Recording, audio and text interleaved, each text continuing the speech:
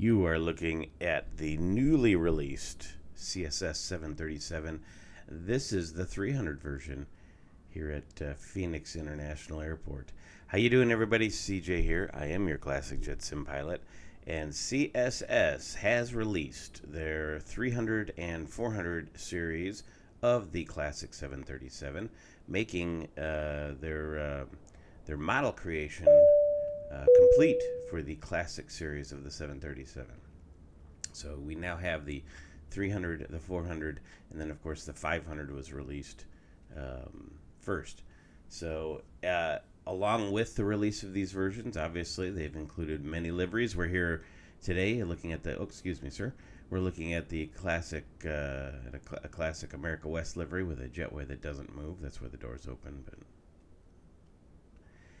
and love the old liveries, love the America West. We're going to be flying today the America West in the 737-300 from Phoenix down to San Diego.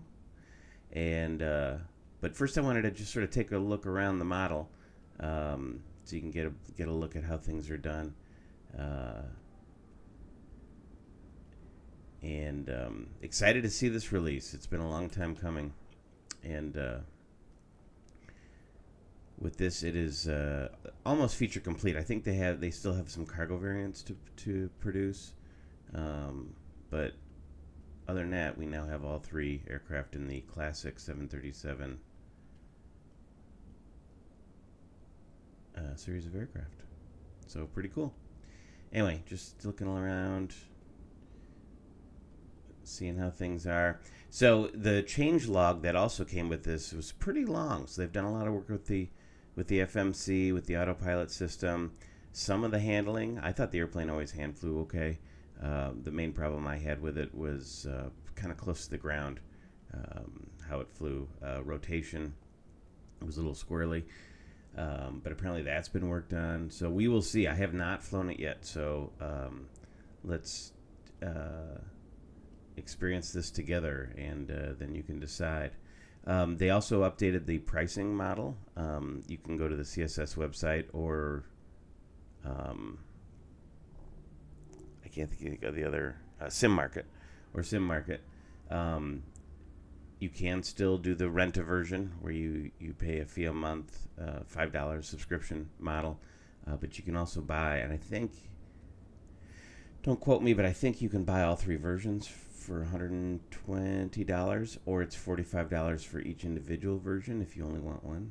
I believe so. But anyway, go to the CSS website or to Sim Market, I believe. But you can't go wrong by going to the CSS website anyway to get more information on the aircraft itself. So yeah, the exterior modeling looks much like it did in the 500, similar quality. I don't think it's bad. I think it looks okay. But the best part of the modeling in this aircraft, actually, I always thought was the flight deck. So let's hop up.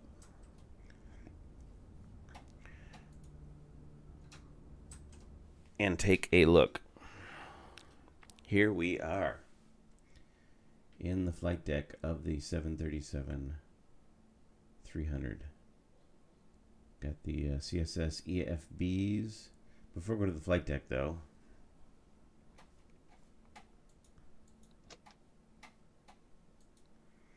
got to put that doorstop down. You can take a look at the America West cabin. Looks like just sort of a generic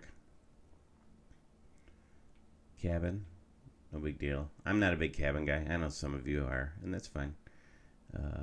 Just not something I put a ton of attention to typically in my flying, since I like to be up front.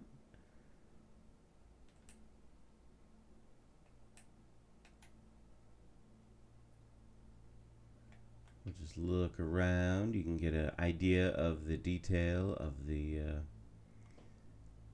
so it looks pretty much unchanged to me, to my eye, from the I mean, it's a bigger cabin for sure. The true test is, oh, we have a lav. Does it? Nope, no clicky dory.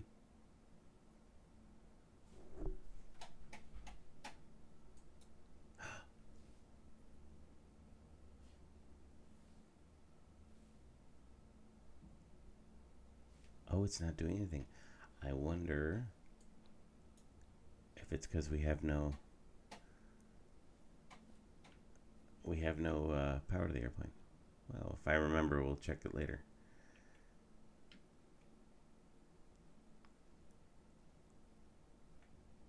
Well, yeah, that's a lav.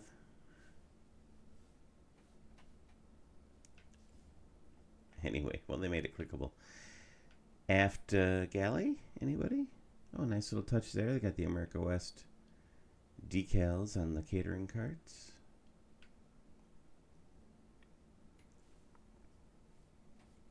Hot water. There's a click spot or something through here. Wonder what I'm clicking on.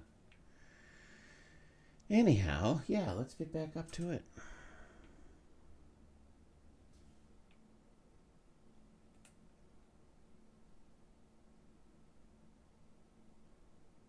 America West. We are Cactus 180 today on our way to San Diego. Forward galley. Can I make coffee here?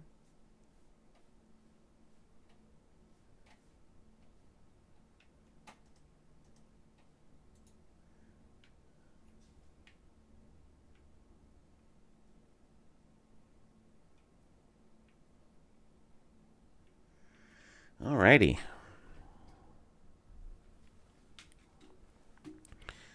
Before we get going too further, I need to reset up my chase plane. I know, I gotta get flow. So let's go ahead and I'm gonna import all of my, I should have a CSS, I do, this 7500. So I'll have to make some changes, I'm going to assume, as far as the cabin geometry goes. But we've got our pilot view, we've got our CDUs, backside of the pedestal, the back of the center pedestal. Should have the lights, upper and the overhead. Excellent. Let's see if the window views came through. So that was, yeah, so actually that'll work just fine. I don't like that window. Let's change this one. So I love Chase Plane. It has not caused me any problems. I know others have reported issues with it, but I've not had that experience.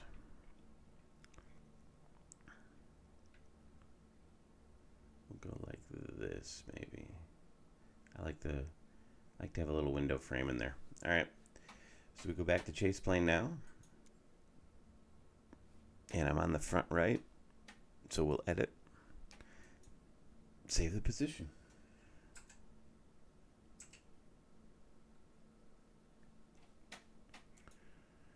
Excellent. But we won't plan to spend too much time in there. We're going to do a quick load because I have not, like I said, I haven't used this version at all, or what, so I'm not sure how well it works with anything else. That is our correct Phoenix to San Diego. Yep, looks good. We'll go back. I guess we go here. Aircraft options. Let's take a look here. General, cold and dark.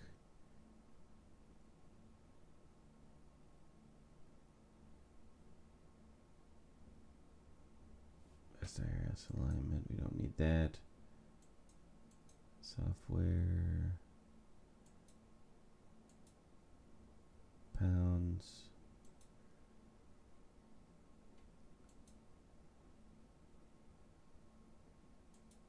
And the FB options looks okay to me.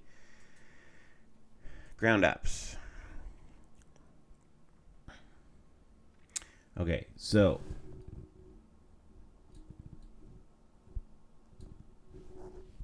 on our flight plan, we have how many people? 100 passengers, Let's go to load. 100 packs. It's too bad we don't have a way to do that. How much cargo? 5,100 pounds. And fuel we want 12.6. Oh, that did sort of load. It was just the passengers that didn't load. All right, interesting. So we put that in, select instant, and then we can start. We should have a 0 fuel weight of 94.9. Looks pretty good. Basically 95 with a gross weight of 107.6. Takeoff weight 105.8. Oh, I think we have loading music.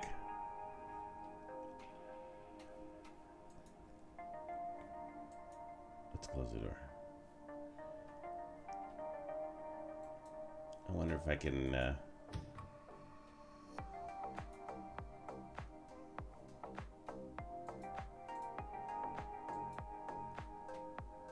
yeah, let's oh, apparently you can't change that in game. All right.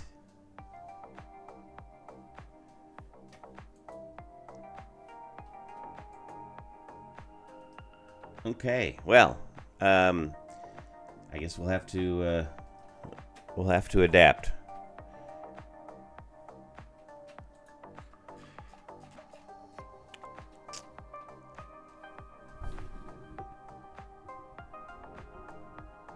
That's very loud. Wind 100 at 5, 10 miles. Altimeter 2974.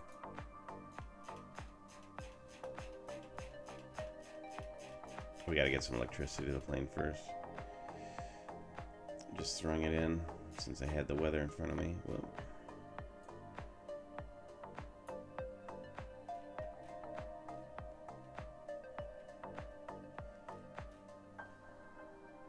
So, new sounds coming, by the way, from immersive audio. The immersive audio, it's been announced immersive audio has done the sounds for this aircraft and shall be releasing them hopefully soon. I was hoping it was going to come out with this release. But alas, it did not. I got good ground power, so let's get the ground power on. And we can start the... Hello, ladies and gentlemen. Welcome on board this Boeing 737-300. On DC is coming off, and they're going into a line. Under the seat in front of you. All aisles and emergency exits must be clear of any personal items. The cabin crew will provide any necessary assistance.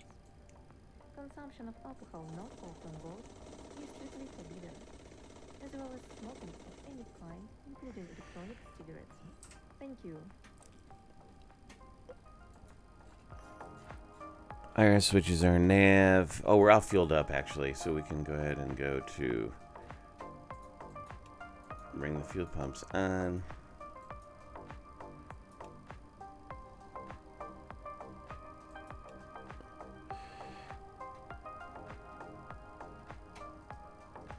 Galley power switch can come on. Low oil pressure is normal. We'll go ahead and load up. Arm doors and cross-check. Go ahead and start the APU.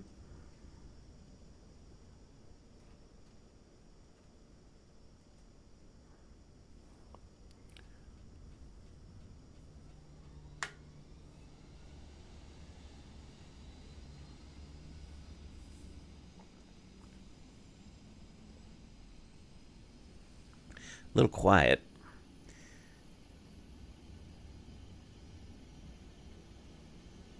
But the beginning of the start sound wasn't horrible, so maybe they did work on some of the sounds.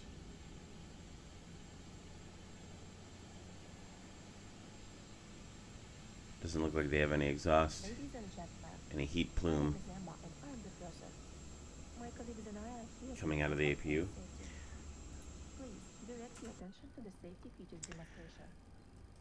The emergency exits are located on the left and right sides, in the front, middle, and rear parts of the aircraft. The emergency AGT's exits coming in the front down. and rear compartments I should get are the equipped with inflatable evacuation slides. The escape path lighting will guide that it's available here in a moment. Please take a We'll go to there. It is. nearest to you. Oh no, I didn't want the anti-collision light on. The oxygen mask will drop down I from the wanted overhead panels. position lights on. We'll go ahead and bring the APU on bus. Secure the mask. The click spots are really tiny, smaller than I remember. Put your own mask on All right, first, APU's on then bus. others. We can also Your bring the seatbelt APU must be bleed. fastened and tightened whenever the fasten seatbelt sign is on. To fasten your seatbelt, insert the tip into the buckle. Tighten the strap. Oh, there's a click spot for the light there. Cover. You can get more detailed information about the That's a little onboard odd. system from the safety instruction card located in the No. seat pocket in front of you. Thank you.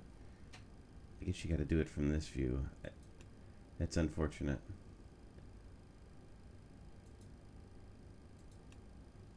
Auto, auto, auto. Do we have air? Supply duct, passenger cabin. Supply duct should be cooling. The air mix valve are indicating cold.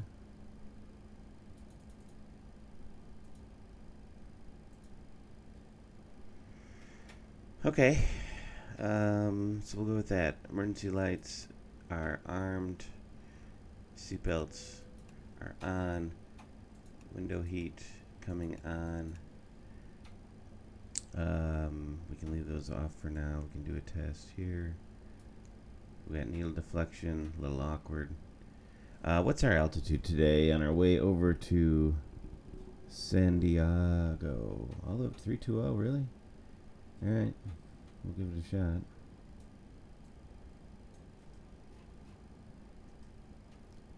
Three, a 2, oh.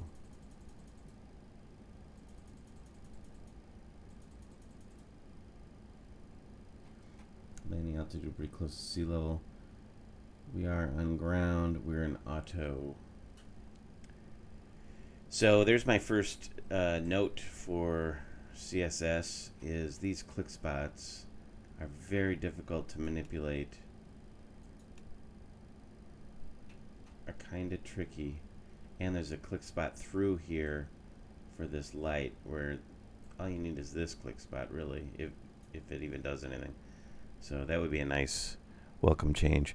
All right, IRS switches are on nav, fuel pumps are on, galley powers on, circuit breakers, panel dimmers I don't need, emergency exit lights closed, armed and guarded, no smoking fastened, seatbelt sign is on.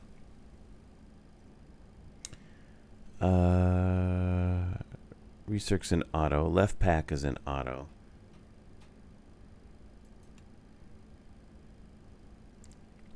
Isolation valve is open. Gentlemen, in preparation for takeoff, please turn all electronic devices to flight mode or switch them off. Return your seats to the upright position. Stow your We haven't even pushed back. APU bleed is on. Flight altitude. We've got the pressurization set. And the position lights are in steady. So that is good. We have the overhead configured. We'll move on down to the main instrument panel, which mainly consists of turning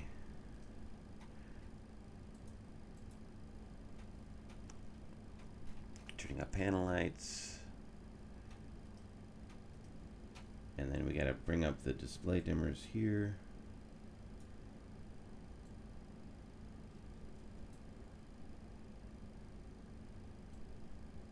There we go. Now we got a display. We also got to bring this one up. 2974, 2974 set left and center. And right 1080.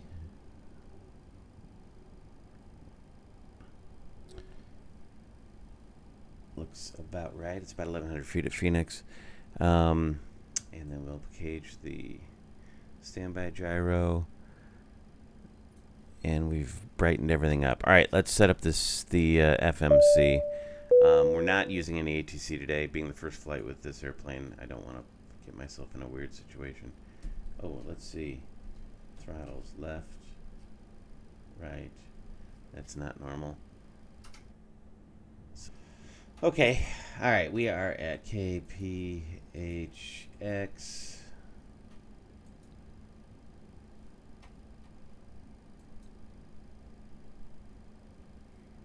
We'll go to next page. Oh, we don't have a we don't have GPS in this airplane. What gate are we at? We're at I already forgot what gate we sat down at. A19. But we're not. We're like at A17, I think. We are at A19. Okay. So we will see if it's in the database. Alpha 19. It is. Double check that, or put it in. I can double check it real quick here. Do we have charts? Navograph. PHX.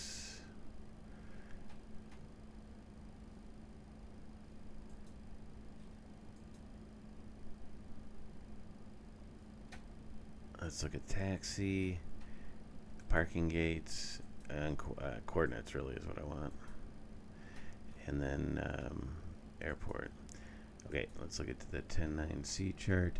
Alpha 19.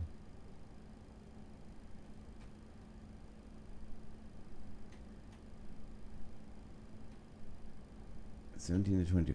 33, 26 to 112. Looks good to me. All right, cool. Our route today is Phoenix to San Diego.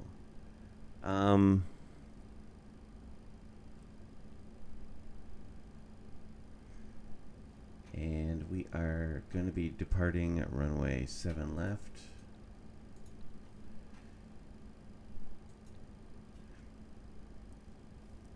And we are Cactus 180. All right, let's look at our route here. I tell you what, let's do it this way because it's so awkward to use that particular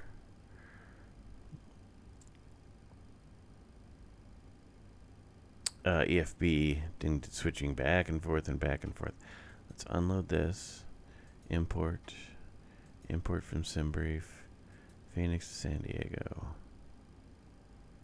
There we go. And now we can do this. And we can view.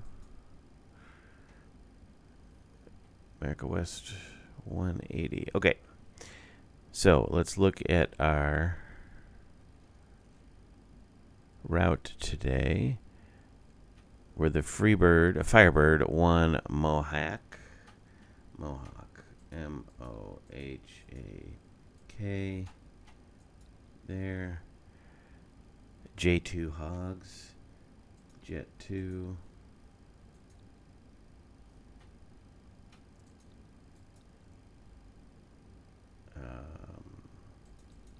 Jet 2 Hogs.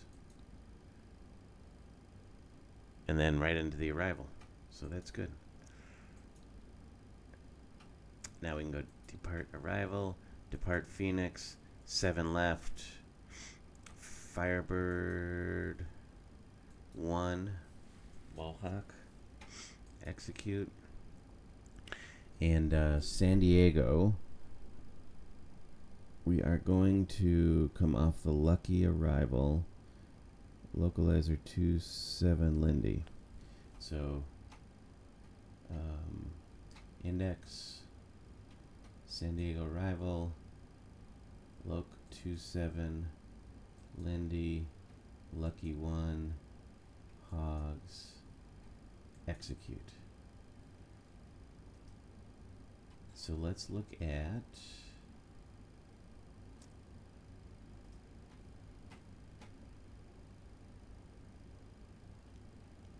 the plan mode.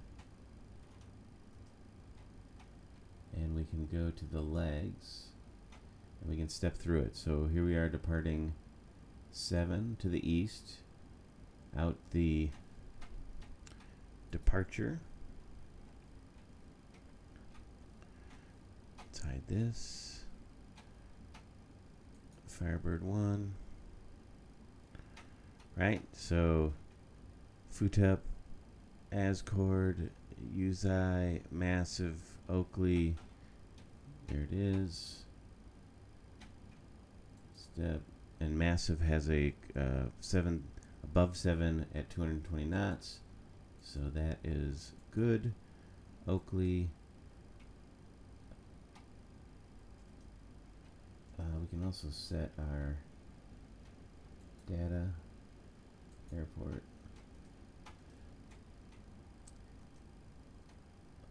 Firebird. And then we're going to join J2, Good, Judith, Mohawk, and then on into the Lucky Arrival.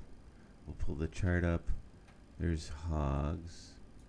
So Hogs, Manners, Cibola, Karma, and then Sophie is our first restriction. Got a little bit between Hogs.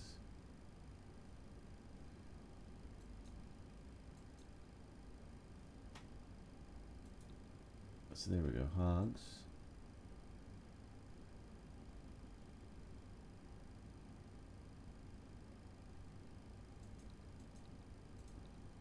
Hogs, Manners, yep. Cibola, Karma, Sophie, between 24 and 26.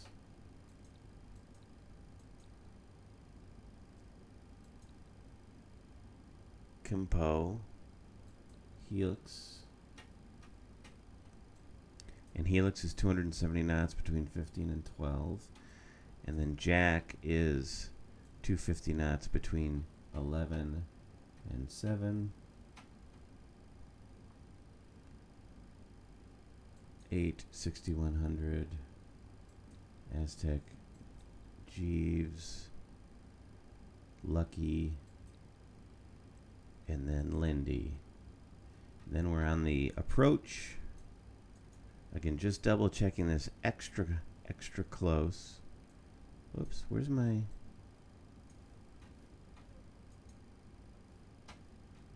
I guess I didn't activate it.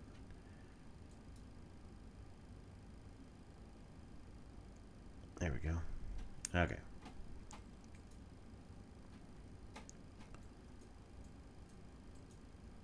Then after Lindy, we have the, coming off of Lindy, Vita, O'Kane, CG,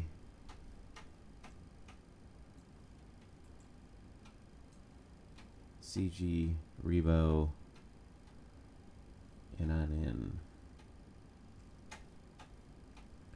Guess I can't do that because then I can't see the map. Excellent. Well, it looks all correct. So, Rebo, runway 27, and then the missed approach is outbound on the 255 radial to Cicade and to hold. Excellent. Looks good. Route. We can go to performance init, which we're not quite there yet.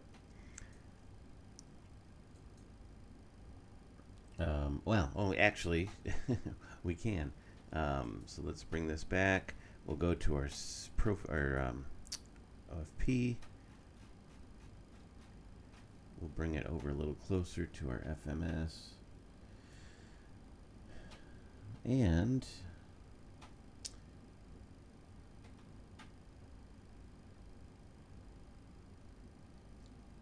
our zero fuel weight 94, we'll call it 95.0.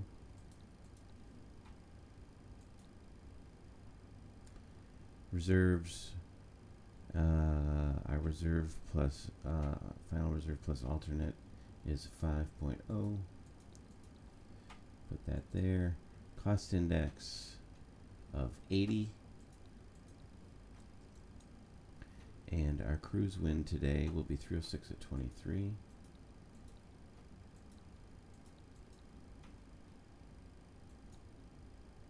can't wait to have wind wing support with this. And our cruise altitude will be 320.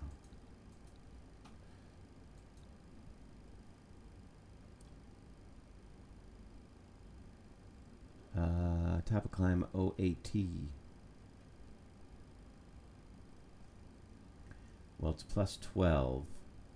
This did not do it correctly last time, so let's see. Plus 12.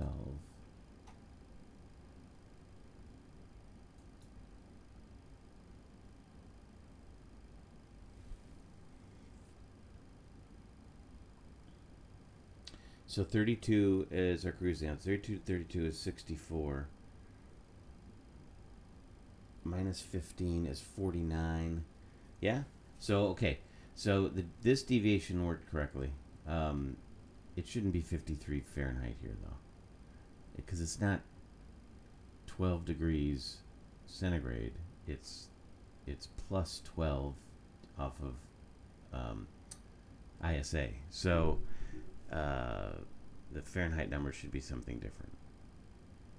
12 degree units above normal. So this is correct. But I don't believe that is correct. And that's something that did exist in the old version as well. All right.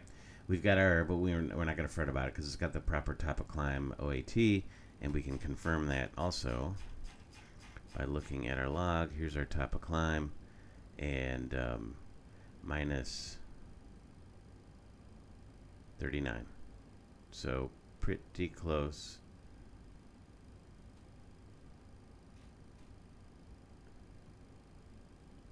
And actually what we could do is do minus 39 here. And that's a little colder, so that makes it closer to standard, which means it's only plus 10. So again, that is correct. All right, cool. All right, now we can go to takeoff. And our outside air temperature, we'll look to our EFB. Now we have to switch between the two, the EFB and the... this is not LaGuardia. Nope. It'd be nice if it could pull the departure airport off of the flight plan or what we put in the EFB. All right, 737-300. 7 left will be our departure runway. We might be able to do flaps 1. So I see they haven't fixed this problem either. I have it set to pounds, imperial units. My flight plan's in pounds. The data in the FB is in pounds, yet for performance calcs, it's still throwing it in kilograms, which means I'm going to have to do some converting here, which is annoying. All right, bleeds are on. No MEL. Wind today. What's the weather at Phoenix? Again, a weather pool would be nice. 110 at 3. So 110 degrees. 3 knots. Not much. Normal, dry. Temp right now is 28 C.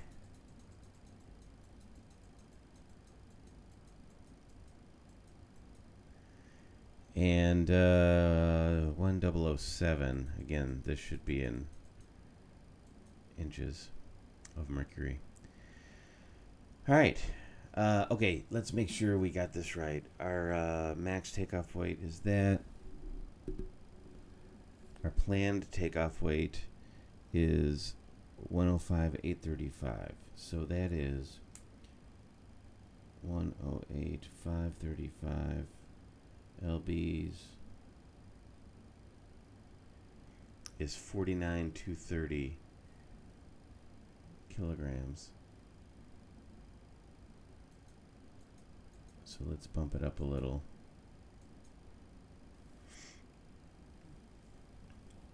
Let's go with flaps 5 takeoff. 49,230. Okay, we'll go with that. All right, 47, 28, 30, 37. So 47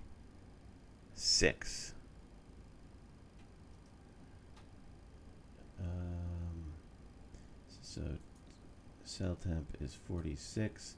Outside air temp, I just said it. My memory. I'm like a goldfish. It's 28 degrees.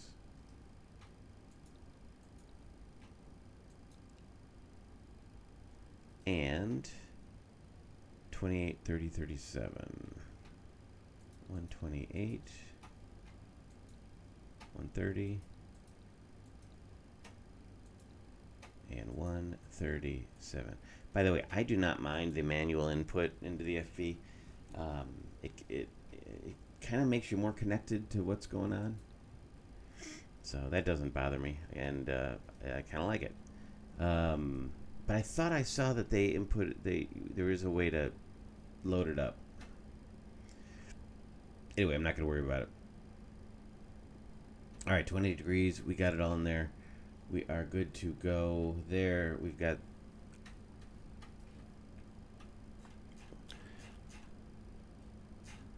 And let me make sure I'm not forgetting something, because now is when we'd confirm everything, and then we would run the before takeoff checklist.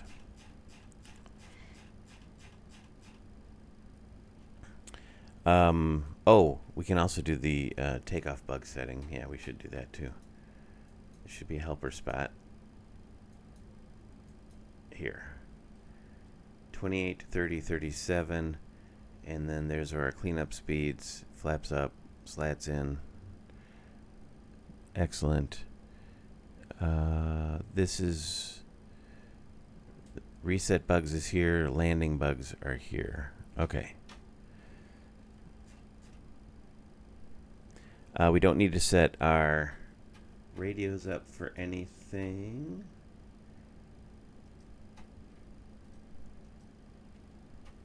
We could bring the brightness up a little bit so we can read them. Because it would be nice to have the...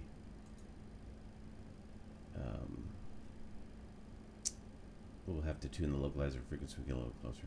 Alright, map. We can bring the traffic on. We've got what we want selected here.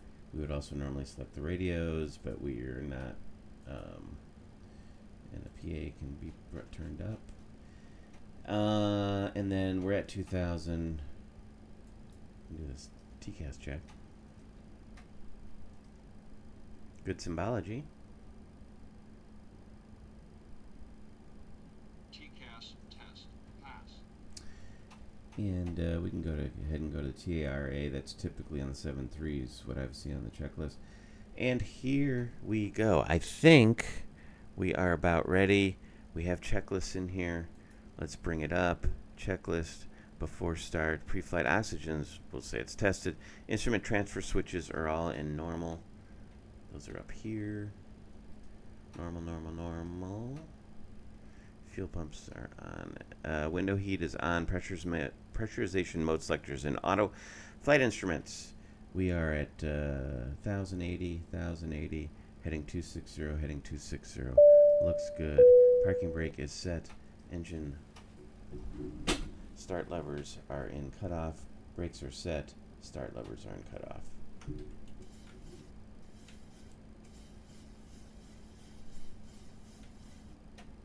Oh, we don't, do we need a trim?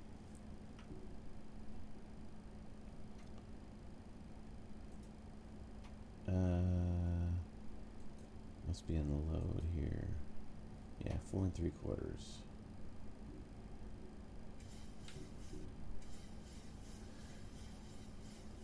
So we have our trim indicator. It's right there. It's a little hard to see where we're sitting. So almost 5. Excellent. All right. I do believe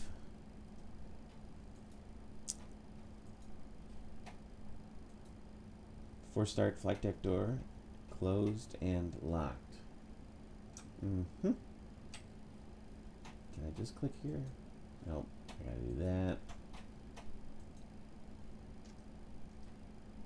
That, and clear that caution. Fuel, we've got, what do we need? 12,609 pounds. We are at 12,340 pounds. And that's fine. We need 10-8 for takeoff. Pumps are on. Passenger signs are on. We actually have no smoking signs in this plane. It's not just the chime. Windows are locked. MCP. All right, let's set up the MCP. So, did they connect? Nope. Still can't use my... All right, runway 7.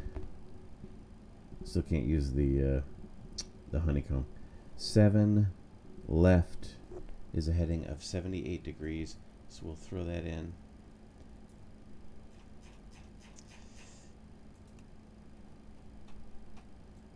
Turn on the flight director. 78.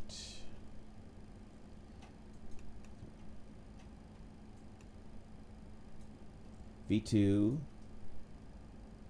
137. Dial that up.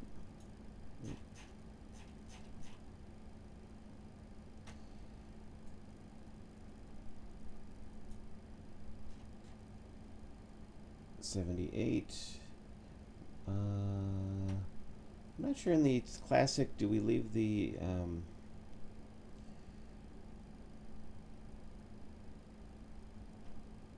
we're going to be an LNAV anyway, so it probably doesn't make a bit of difference, so I'll just leave it there.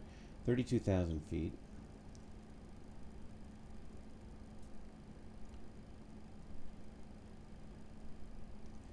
And then 78 degrees on the right-hand course. Okay.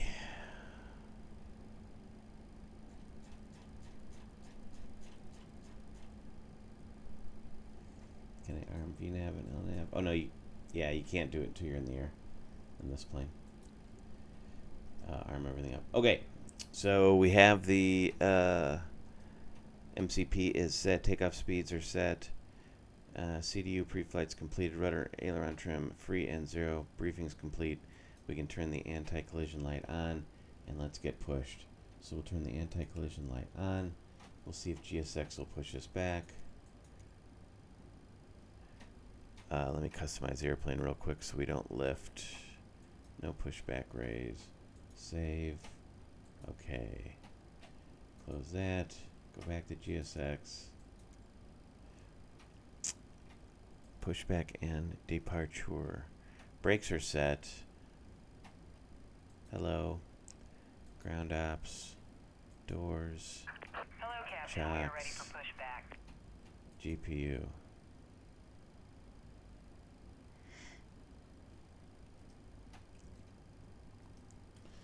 Okie dokie. Let's get the show on the road. Departure checks completed. It's such an iconic livery. Really is.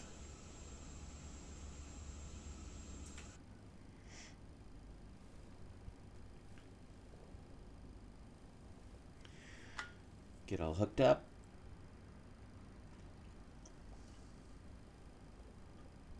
And then we will push back.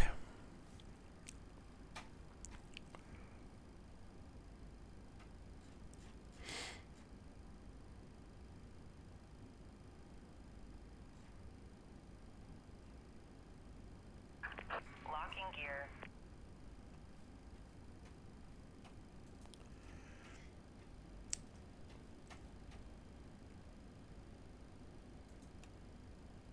Again, awkward click spots from this angle. So there's anti-collision. Oh, the yaw damper. Did I get the yaw damper? I don't think I did. Yaw damper is on.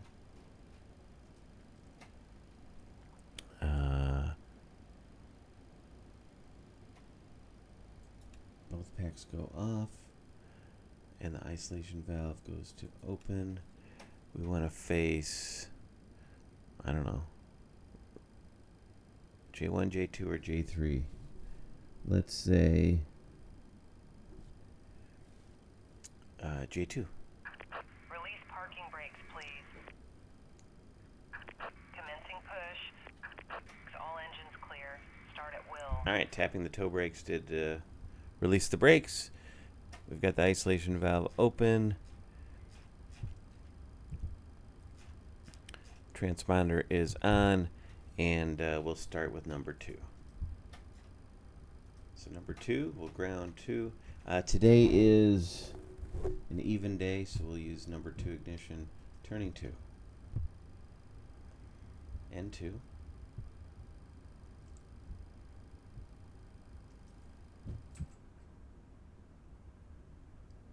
Unfortunately, we do have the original sounds, so they have not done any work on those. Again, not a big deal because the immersive audio sound pack is on the way. All right, 25% N2. We're coming up on max motoring. There it is. There's the fuel. EGT N1. And we should get some engine sound here in a second. Oil pressure. Please set parking brake. There comes that wonderful engine sound that we know and love from the CSS.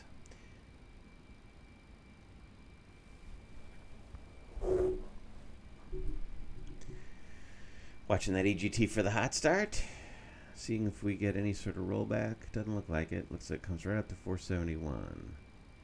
Starter valve's closed. We can now turn number 2, or turn number 1.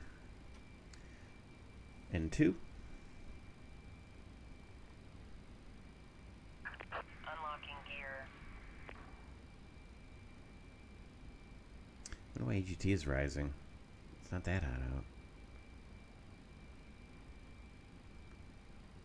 That's a little odd. You would think it'd be drawing Tow truck ambient air disconnected. through the engine, which should cool it a little bit. Removed. Alright, max motoring. There Left goes is our tug. clear, right is clear. There's light off. Watching that N2 for the hung start. Oil pressure's coming up. See ya.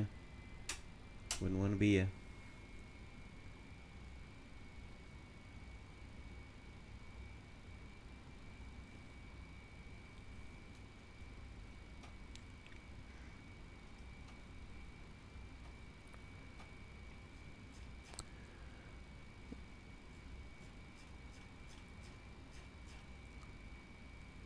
Okay.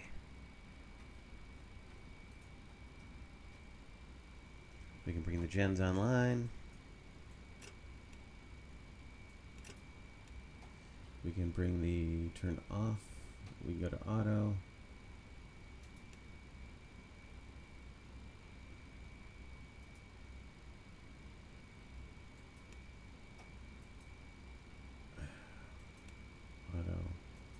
Auto. Looks good. I didn't get the probe heat. We'll get the probe heat. Maybe. If I can find the click spot. There we go. And we'll do a control check real quick.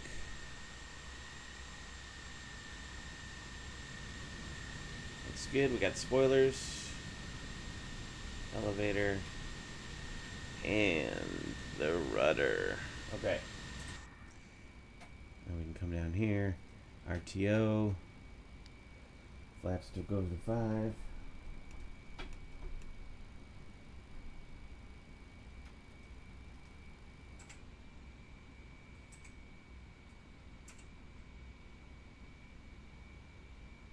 Flaps are coming out.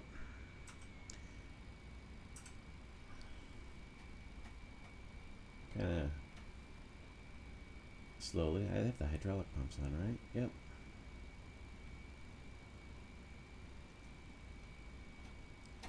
We shut off the APU. I shut it down and shut the bleeds down, but never turned it off. Turn our taxi light on.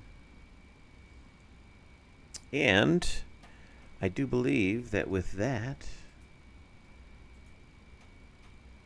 before taxi gens are on, pitot heat's on, anti-ice is off, isolation valve is in auto, engine start switches. We can put in cont.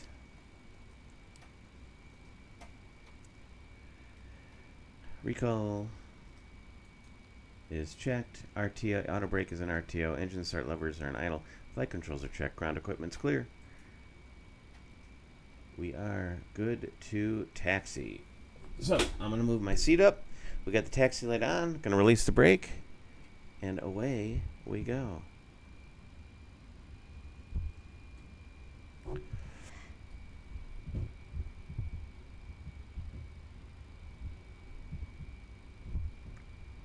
So I guess we can take a left here and then go back down Sierra is the quickest way.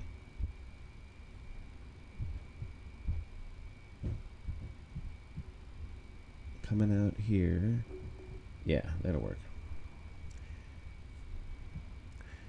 Coming out on Juliet. Turn left on Charlie. Left on Sierra.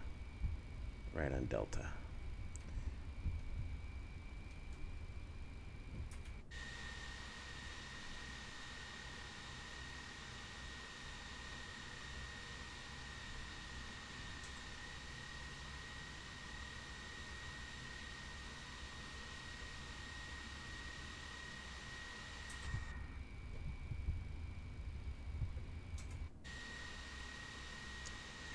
Oh, I can't wait for the new sounds.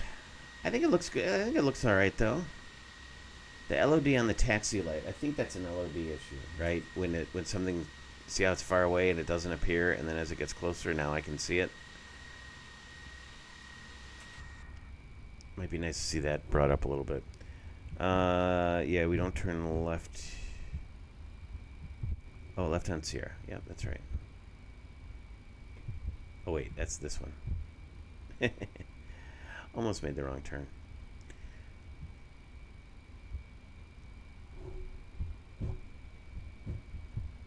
Yep, here we go.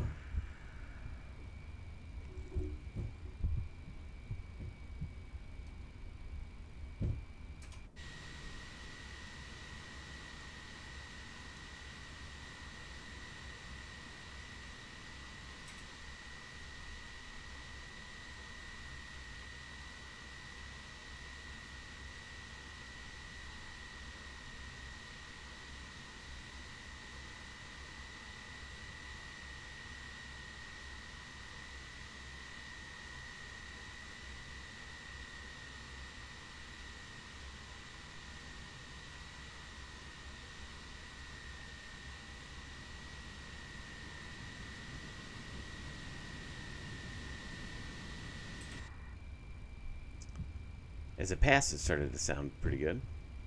All right. Work our way down Sierra here. We'll turn right on Delta. Or on Echo. Really doesn't matter.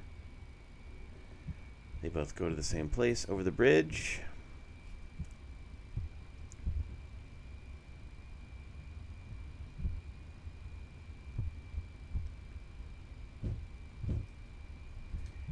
I always thought the flight deck in the CSS looked nice, and I still do.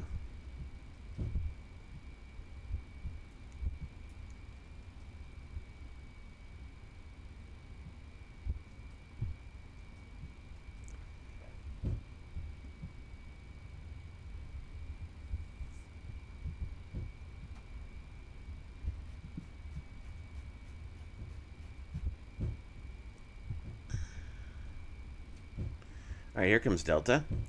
We'll turn right, and we will work our way down. Our before takeoff checklist consists of flaps 5, indicating 5, and set 5, computed 5 and set 5. And our trim setting, 4 3/4. 4 3/4.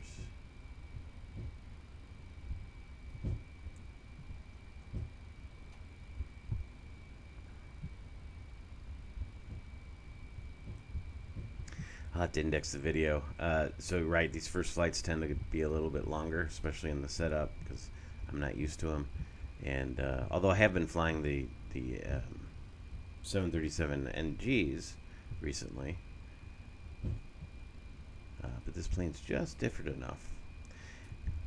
Do not have any real 737 time in the real airplane. I have some time in 737 Level D Sim.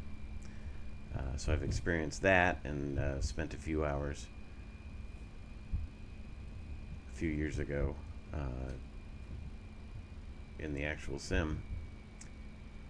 So, and that was a lot of fun. It is a very hands-on airplane.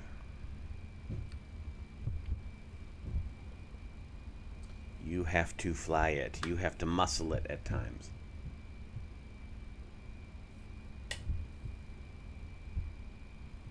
I would imagine that's especially true with the Classic. I'm imagining it does not have quite as many of the features that the NG has, but yeah, it is not it normal flying. You know, it's you can one hand but you get into like doing go rounds. A short final go around where you're trimmed up for landing, and it's a stand up the throttles, trim, and then bring in the rest of the power type thing. It can require brute force from time to time.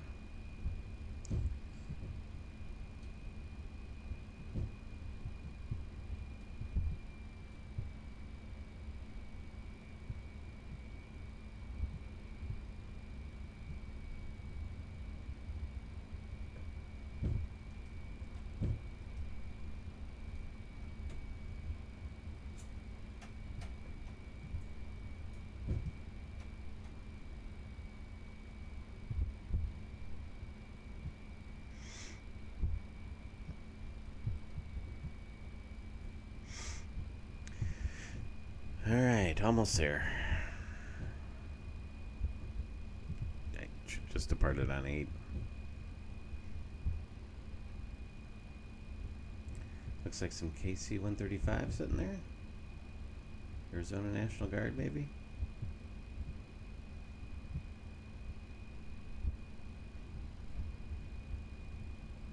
Yeah.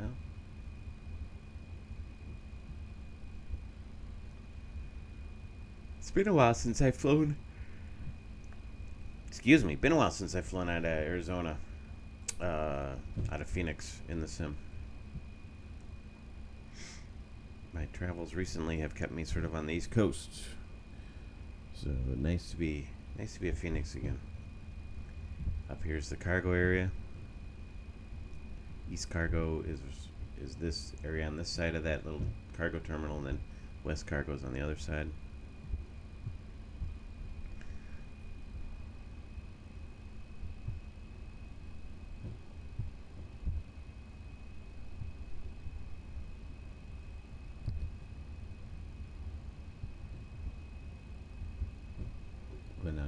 Delta 1. Left turn on Delta 1.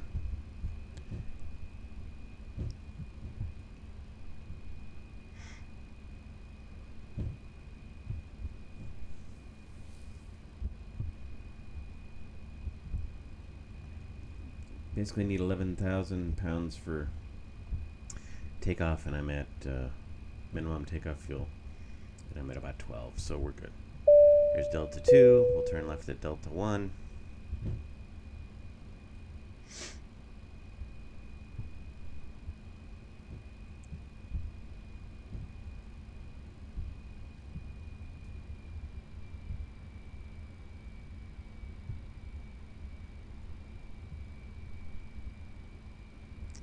Here's Delta 1.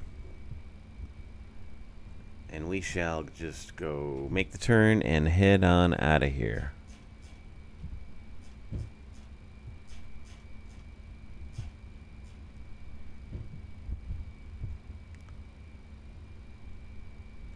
Here's the ILS line. And there's the hold short line.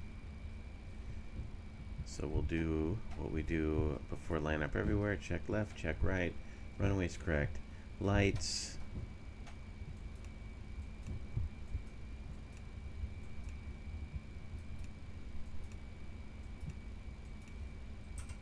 Oh, those click spots are so... you have to be so precise.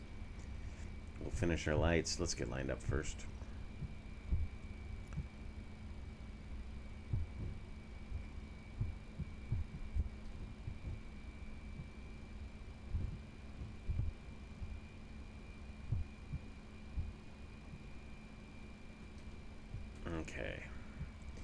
So we will go.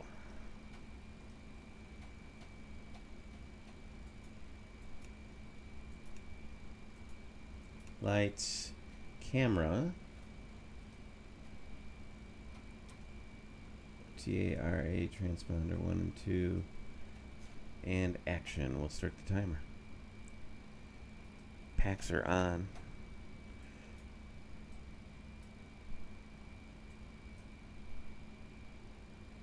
Alright, 11:50 takeoff time. Spool them up. Auto thrust is armed. N1 toga.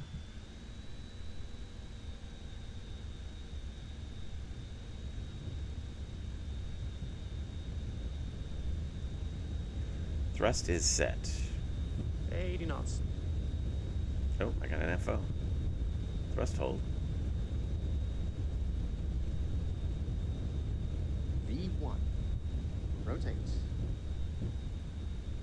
Kind of a snappy rotation. Positive rate. You're up.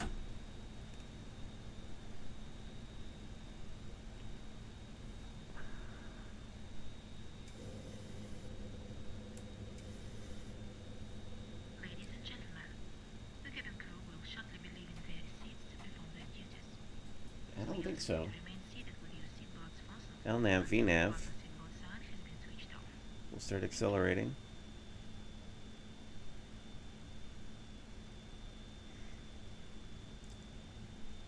Those were good mode changes on the FMA. Heading out to food up. There's the F speed. Flaps up.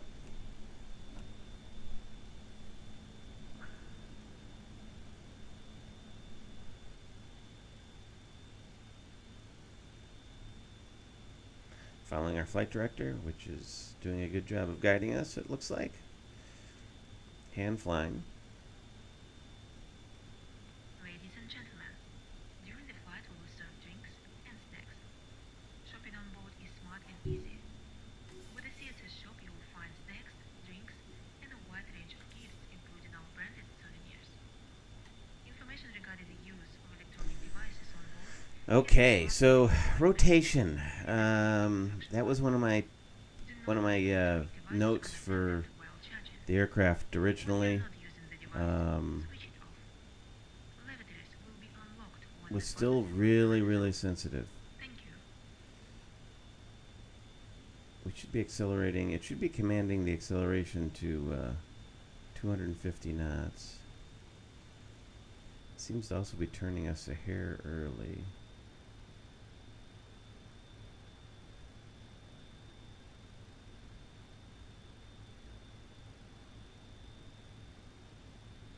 Well, I guess it's okay.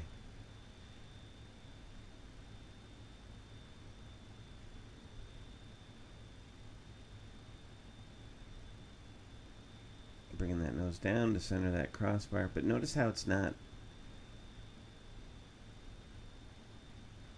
I had to keep pitching down to get the crossbar to come back up to the center. And it should be a little bit more precise, I guess is the word. Notice how I got everything synced up, but my airspeed is still, it's accelerating very slowly. Yeah, something's a little goofy with the flight director cues. It's not horrible, and certainly not unflyable or anything like that. It's just a little off. And now it's commanding me to exceed bank angle. See that? I'm at 40 degrees.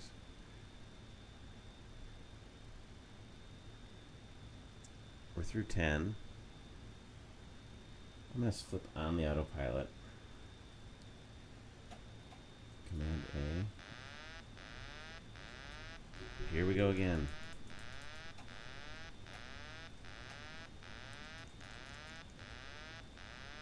This is the problem I had last time too.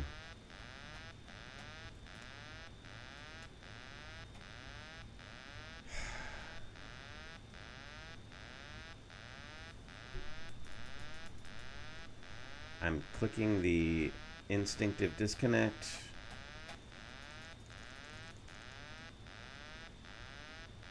And that's not canceling it.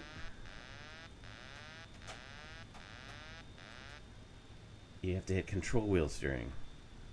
That makes very little sense. I really don't want to hand fly all the way to San Diego. If you recall my last video, I had to hand fly to where did we fly? We flew to the East Coast, like LaGuardia, out of Cleveland, I think.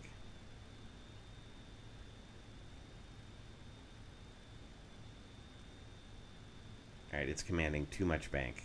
I should not be exceeding 30 degrees of bank. And see how the crosshair is still off to the left, indicating I need to turn a little harder. And that's not right.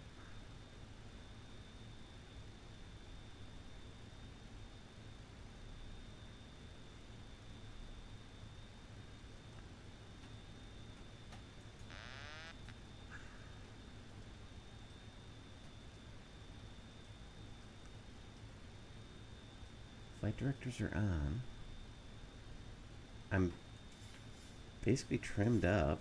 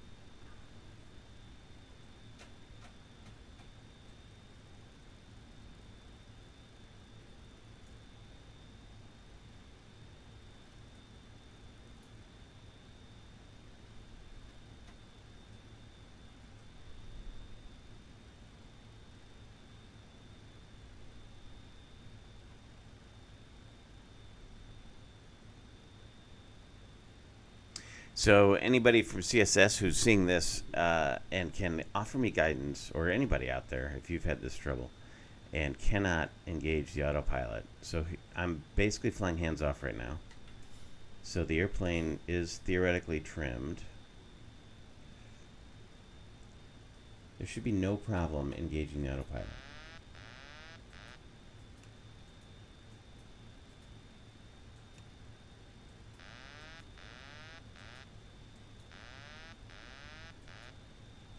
I can't. I got LNAV, VNAV. What's my heading? 229? Let's go to heading select. And let's go to vertical speed.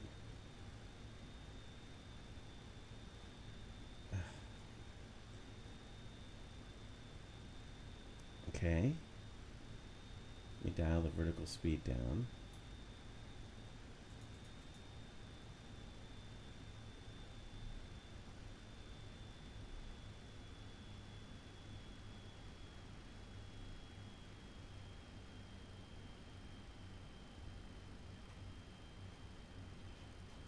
No, we don't want to be at 200. We want to be like 280. That's my fault. I engaged the mode without really looking. Okay. Let's see if that will engage.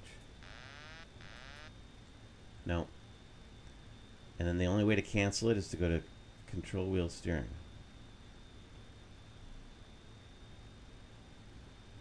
That makes no sense. Yet other people are not having this problem. I've not seen anybody write about this, so what am I doing that is causing that issue? I would love to know.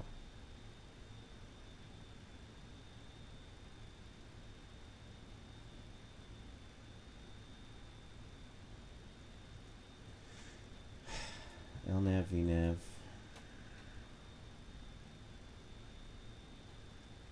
And it didn't happen previously. It's some change that took place in an update.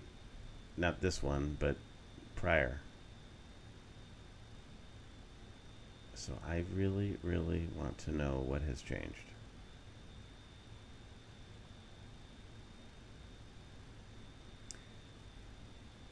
I've been engaging autopilots in airplanes for 40 years. In real life and in the sim. Well, in real life for 35 years. In the sim for 40 years. More. And this is the only plane where I seem to be having these issues. Alright. Well, and following the FMS is a challenge in this plane. It's not this hard, at least not in the NGs, in real life. It's just weaving me back and forth. Really don't want to exceed about 25 degrees with passengers. They tend to get a little nervous. So there it's centered. Now it's commanding left a little bit.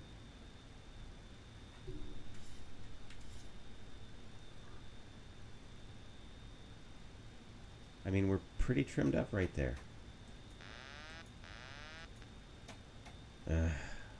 So frustrating. The only thing I can think of is it have something to do with my Moza.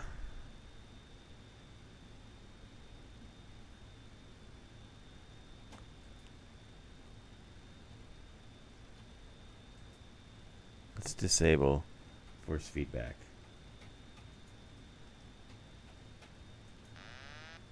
No.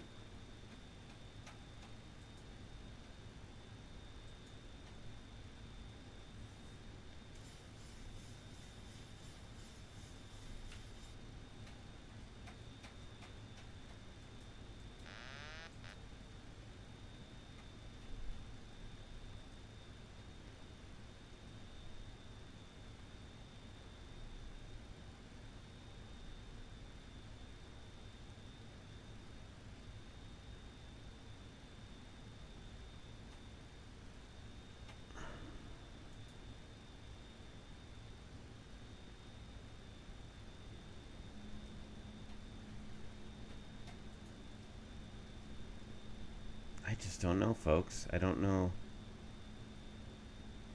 I'd love to change my heading without having to pan every time. How about some Bravo support too, CSS? That'd be wonderful.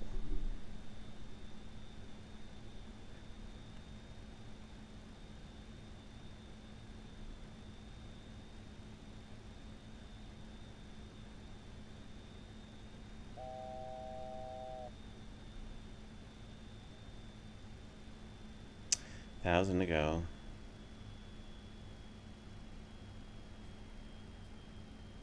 Look how jumpy the pitch command bar is getting.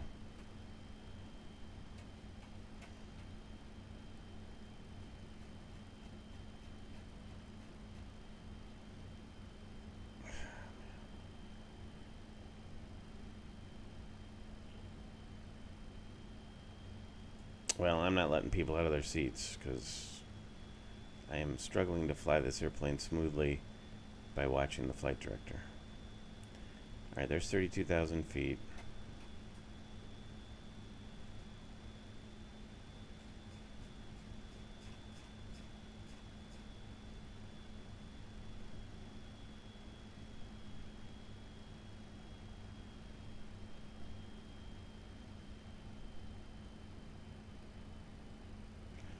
I'm going to try something crazy, and I don't know.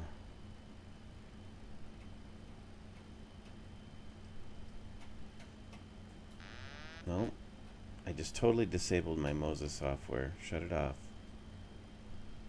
So I'm basically like a joystick now, and nothing. I would shut it down, but the recalibration coming back up would be horrible.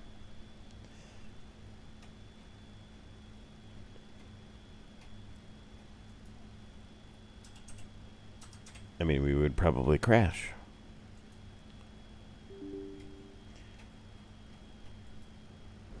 Okay, I'm loading my Moses software now.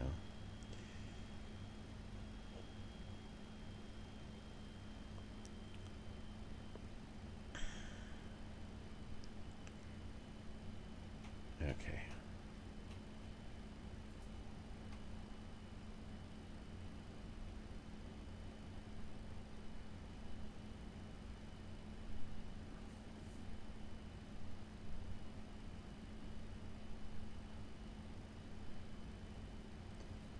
Boy,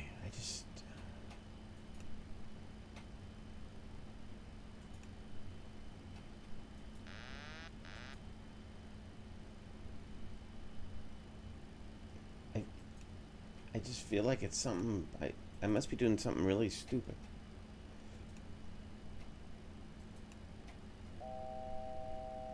Oops.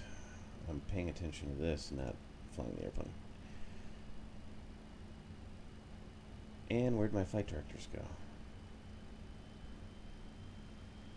Oh, it's because I'm out of LNAV and VNAV. Alright. Huh.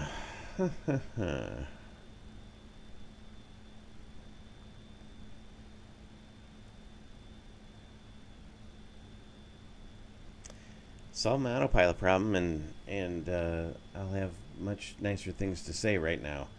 That's discouraging. I wonder.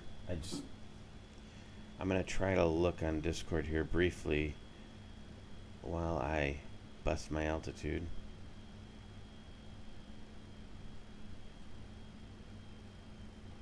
CSS.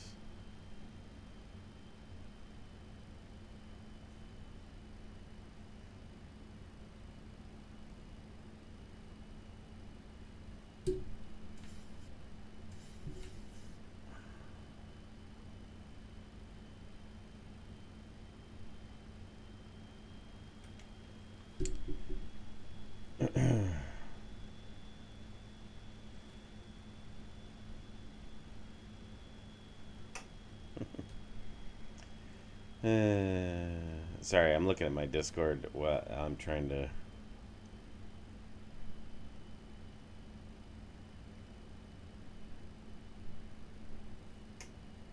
While I'm trying to.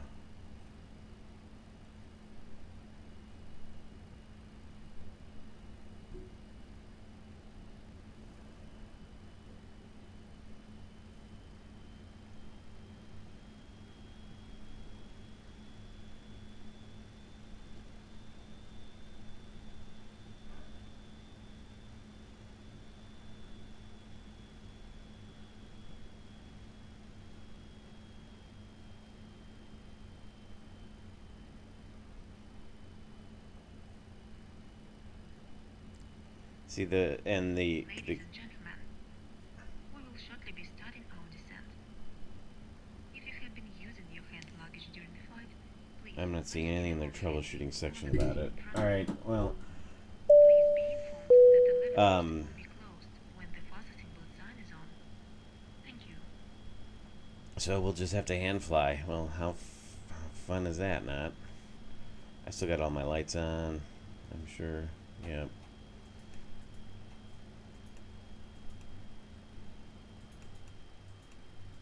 Got consumed with the issue I'm having here. This can go to strobe and steady.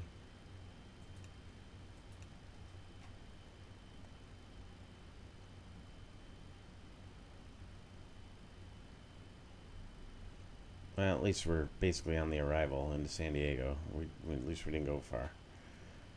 Okay, well, let's get through this. I mean, it's a pain in the butt. Deferred autopilots are never fun, and that's basically what we have here. I disabled my force feedback. I disabled it, and then I totally shut down the force feedback software. That didn't help. The airplane is basically trimmed. I mean, the airplane's not fighting, one of the rules of thumb, right, before you engage the autopilot is you want the plane to basically be kind of flying in the direction you're pointing it, not trying to, accelerate in any specific direction. and because that can cause an autopilot disconnect, right? If you're flying and you pull back on the yoke, force the nose up, the airplane will start trimming. Well, it'll start pushing against you, and then it'll start trimming. But then at some point, it will decide, oh, you're trying to overpower me, and it'll shut off. So that's why you always want to, you want the plane to be trimmed up before you engage the autopilot, and you don't want to be in some funky attitude. So here are basically straight and level flight. I've got everything kind of quiet. Nothing.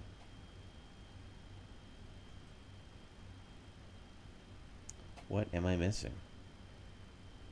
What am I doing that's causing that?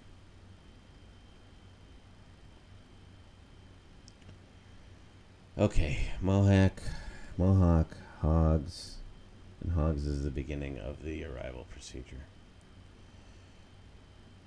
So, just flying with my fingertips, hand at sort of the lower left-hand corner of the yoke, resting on my leg. This is how I fly my real-life airplane, which the head does not have an autopilot yet. So we'll just do the same thing in the 737 at 32,000 feet. Because everybody loves hand flying at 32,000 feet all day long.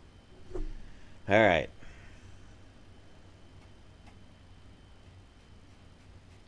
True up our heading bug. Let's get the approach while we're at cruise and we're not super busy. Localizer's 110.9. We'll get that in right now.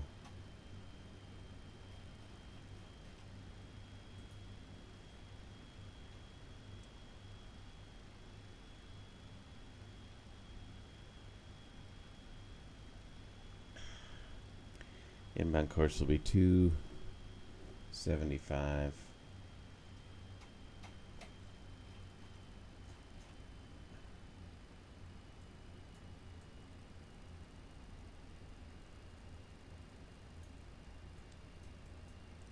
Sorry, I'm trying to do a couple things at once here. Alright, there's my inbound course.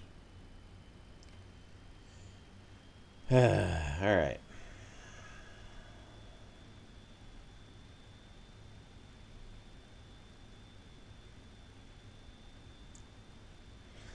Well, folks, this is my experience with the new CSS 737.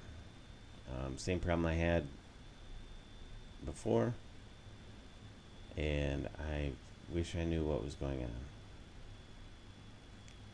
Hopefully somebody from CSS will watch this and give me some advice, or maybe one of you knows.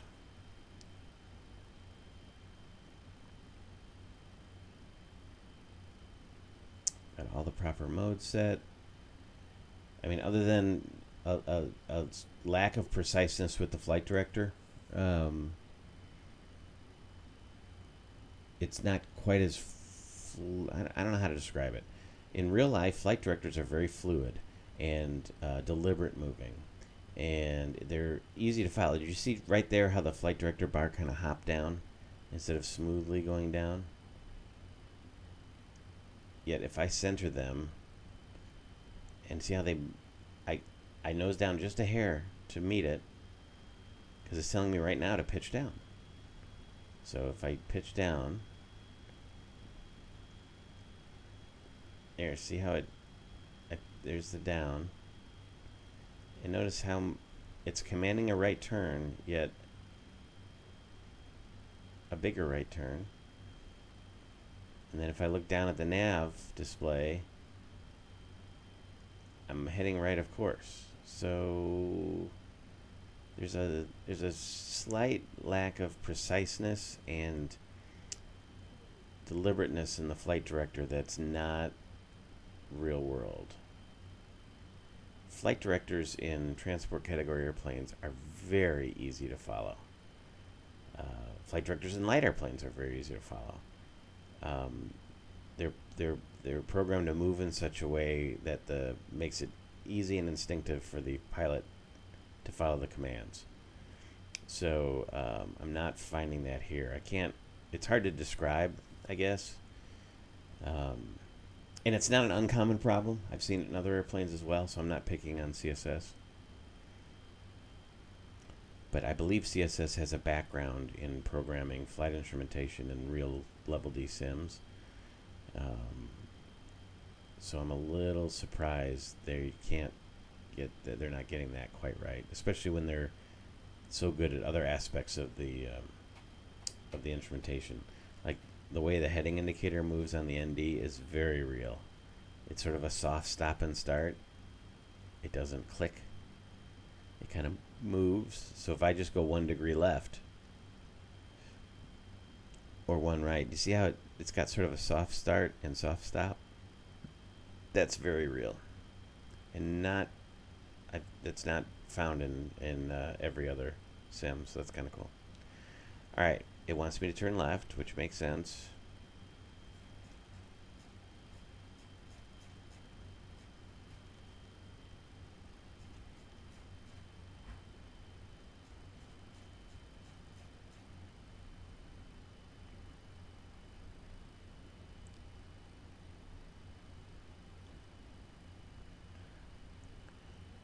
So much for ATP test standards. All right.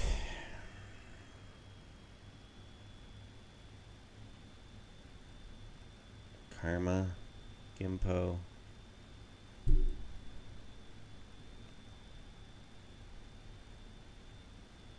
There I was pushing down quite a bit on the yoke and nothing was happening.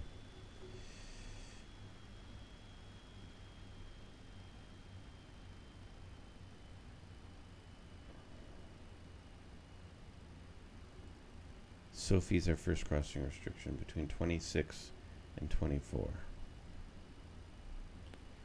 So there's also a lack of stability, it appears, in roll, which is not something I would expect in the 7.3. I would expect it to be relatively heavy in roll and fairly stable, especially at speed. When you're slow, it might require some pretty big control movements. But at speed, when there's a lot of force on the ailerons, just because of the airflow, I would expect it to stiffen up a little bit.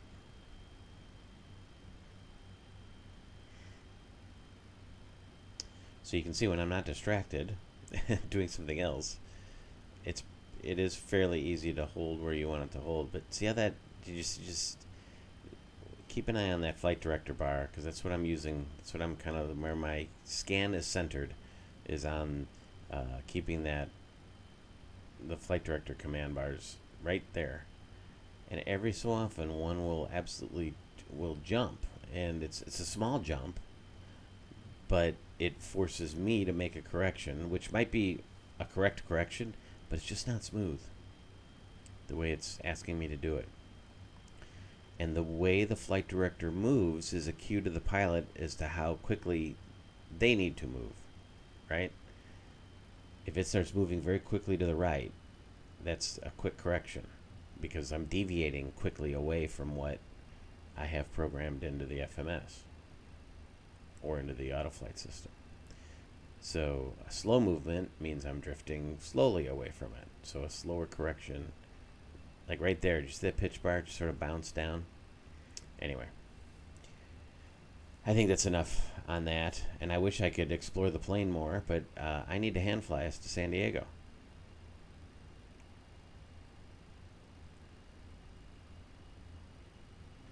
So Sophie, I'm supposed to be at 24, and notice I got no top of descent. So what's the bottom of the arrival? 5,000?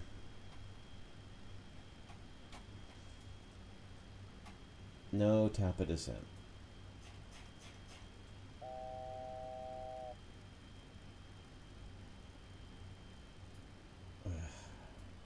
Actually, theoretically, I could put 0 in, and it should take me down the steps.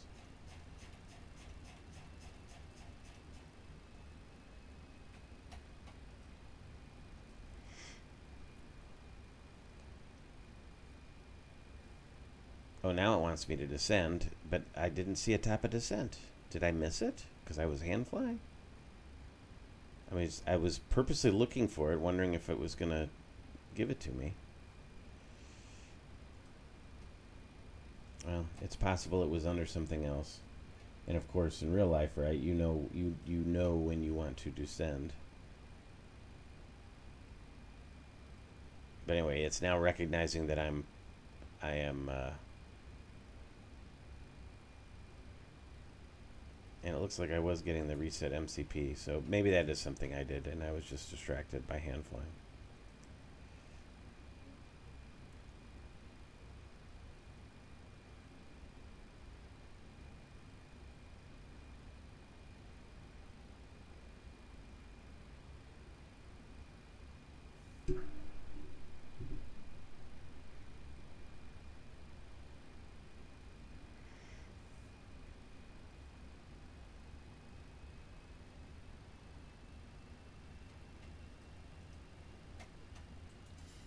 Oh, okay, so what changed?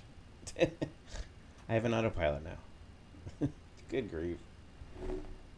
Well, let's see if it does a better job of flying than I did.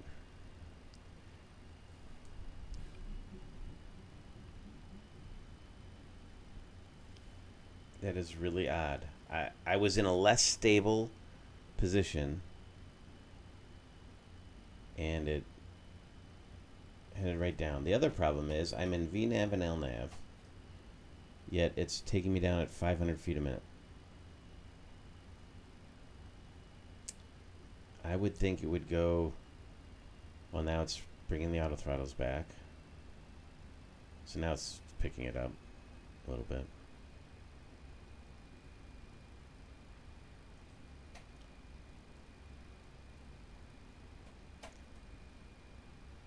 Throttles are at idle, so I have the gear lights.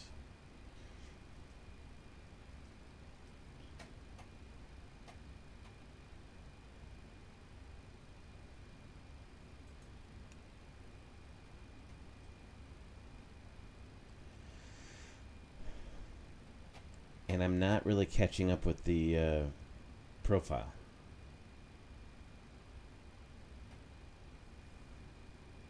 So 190 is my next constraint. So I'm going to bring this to 190.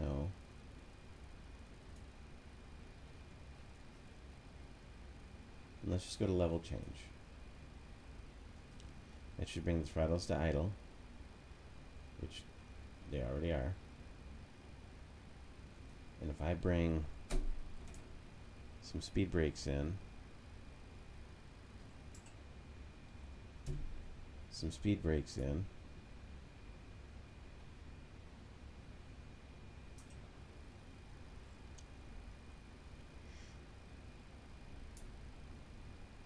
okay, speed brakes are all the way out.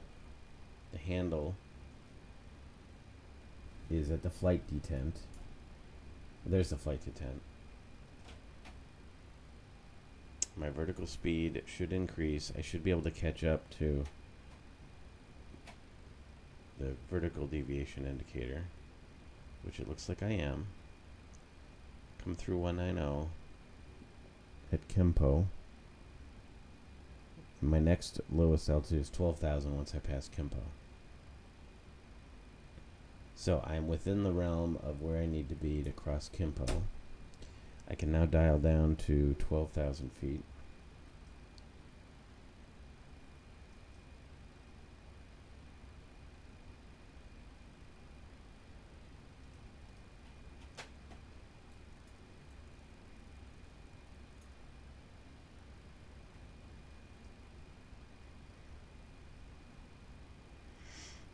So now I'm down to 12.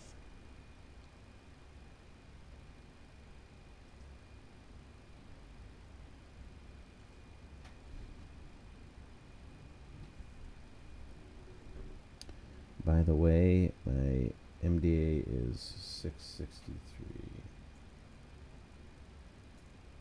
above the ground, 670, and it's 680 feet above sea level. All right.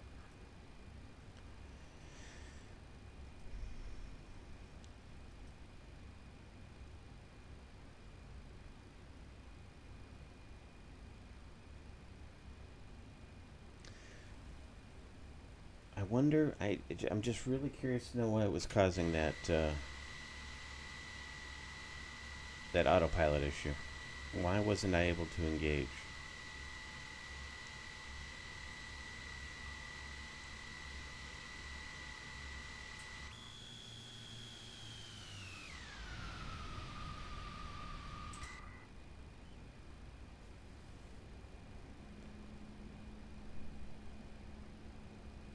Yeah, it's not catching me up to the profile. I need to be between 15 and 12 for helix at 270 knots. So I'm basically at 270 knots. My descent profile is 260. Mach 7.2 or 260. It's not really commanding that. It's commanding like 266. Oh, that's... am I out of VNAV? I am. I switched it. I went to level change. Let's try this. There's 260.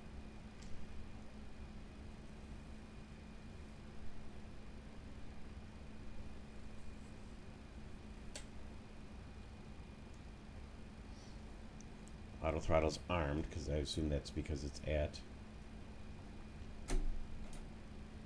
I'm going to bring in the speed brakes.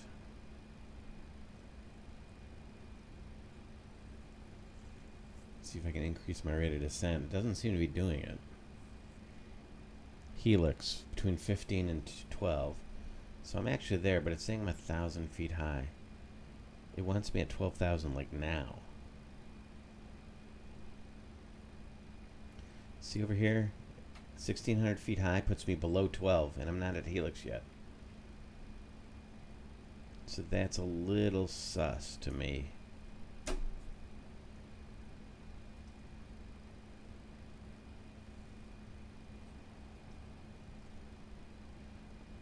Alright, here comes my throttles. I was wondering why the other throttles weren't kicking on, because I'm getting a little slow.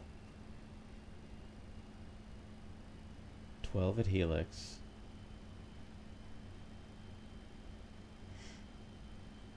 Alright, now I'm 1,000 feet high, so that looks normal. 10 is my next.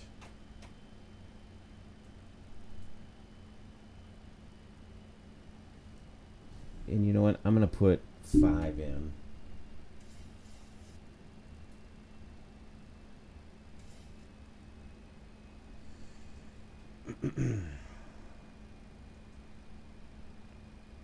See if it honors the crossing restrictions. Jack, which is the next one, between 11 and 10 and 250 knots.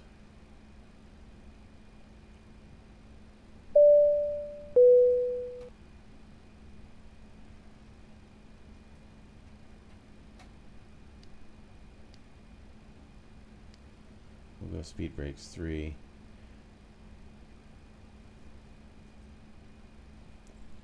Speed brakes. Auto brake 3 and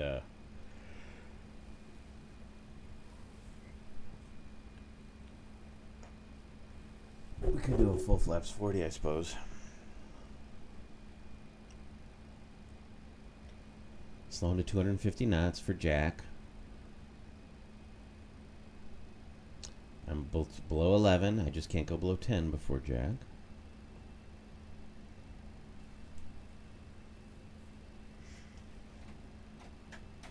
I suppose I could bring it up here so y'all could follow along easier.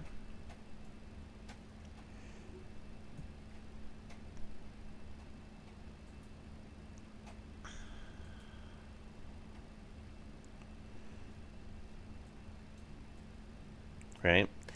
So we're coming up on Jack, 250 knots. It's commanding not quite 250. It should drop the bug down to here when I get to the decel point. And it should not go below 10 until I'm past Jack.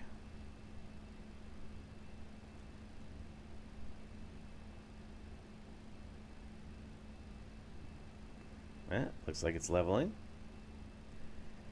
The bug's coming down to 250. Alright, that's good. That looks very nice. Throttlers are coming back as I pass Jack, and I'm now going towards Aztec, which I need to be above 8. Anybody check the weather in San Diego? We got a marine layer. 1200 overcast, 18 degrees, 14, altimeter 2986. I guess I could be on that. Oh, and I never, I got so distracted, I never went to 2992. Alright. Yeah, sort of a cluster of a flight here.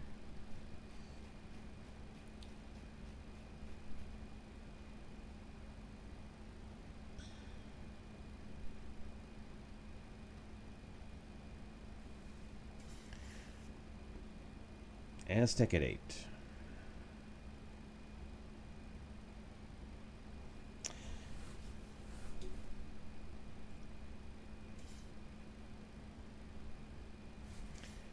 Might as well get all our lights back on.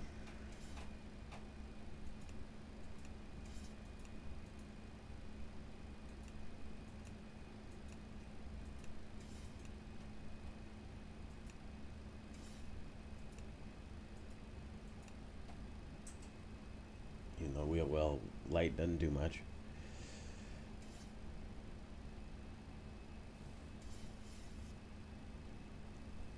I wonder if that's used as a reminder in the real plane, like cleared land. Okay, Aztec, not below 8. The plane slowed itself down to 230, which is my flaps 1 speed.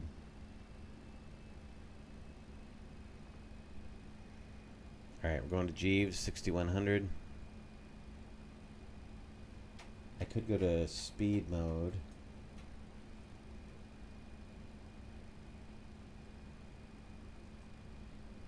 I could just leave it. Let's go to flaps 1.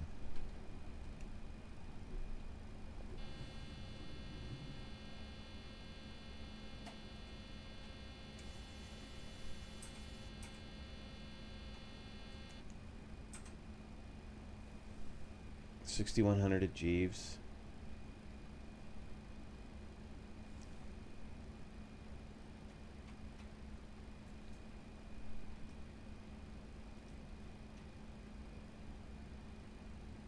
Lucky at 6.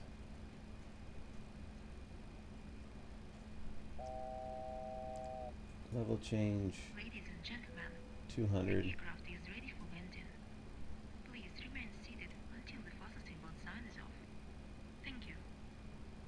We go to flaps 5 below 225. We're at VFE minus 10. We'll go to flaps 5.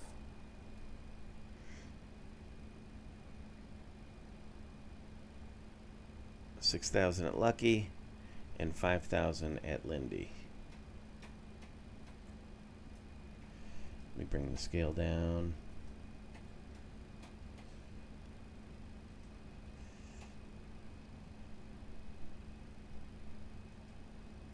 There's 200 knots.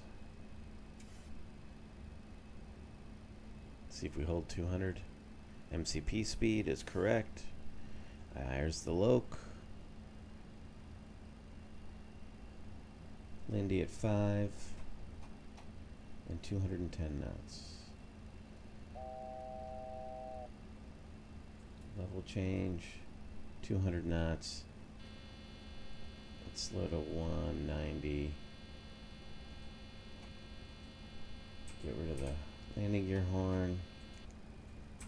Should bind that.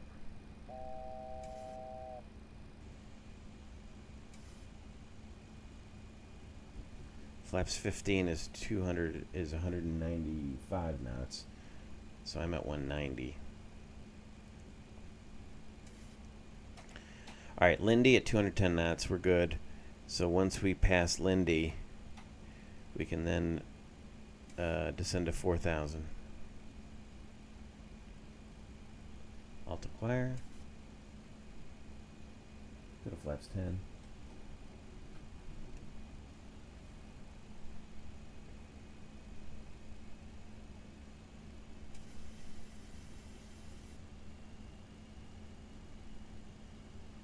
Vita.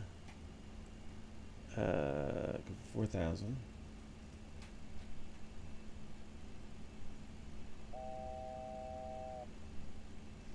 Level change. Come back to 180 knots.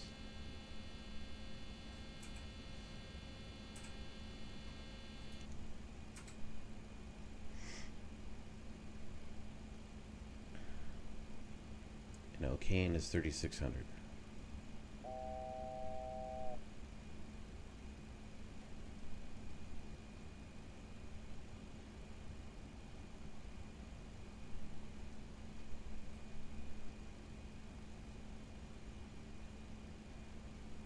Here's the turn.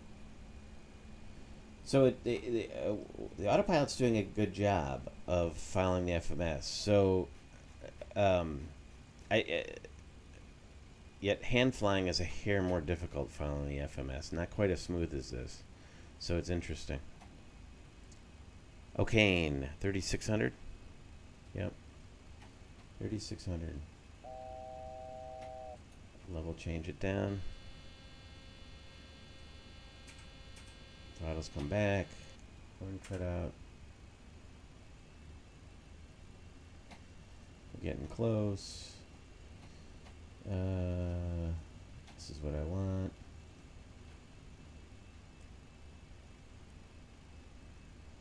And then after O'Kane, I can go down to 2,700, which is now.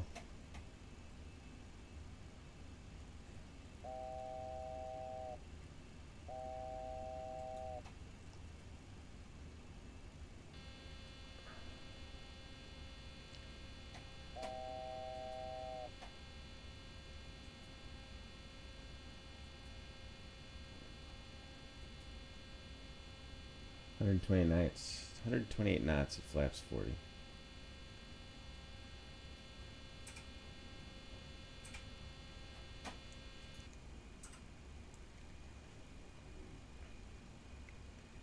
And then 2,000 to Rebo.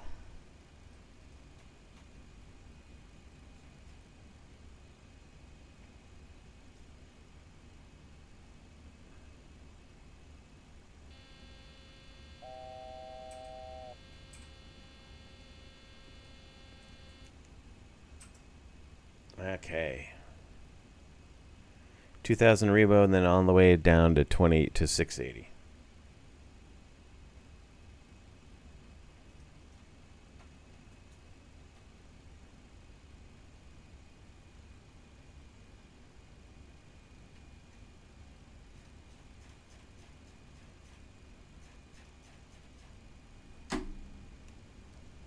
You're down.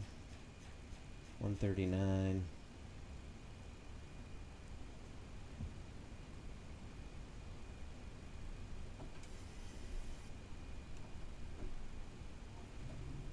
Plus 15. Down to 700 feet.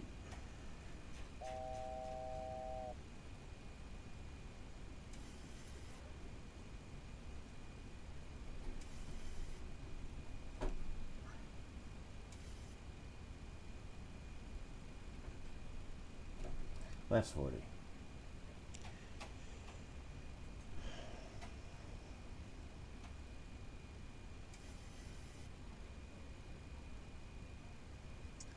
Ground contact.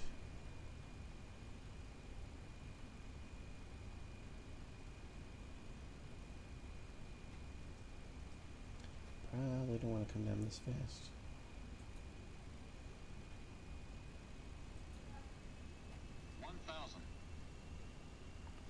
Noise in sight.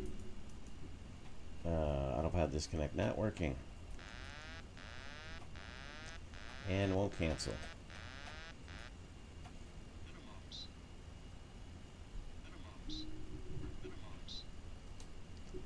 Also, auto throttle disconnect not working.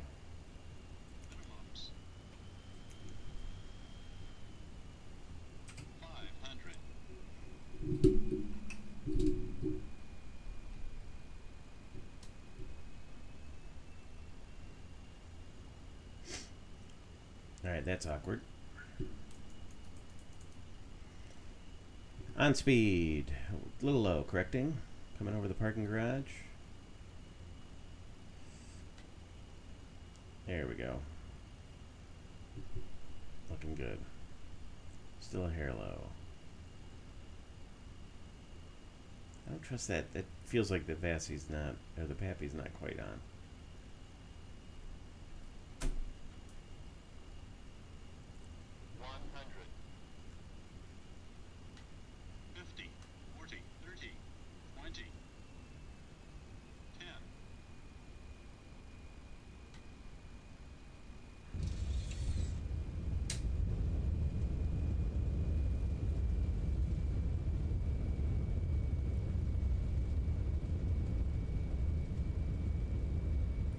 No reverse.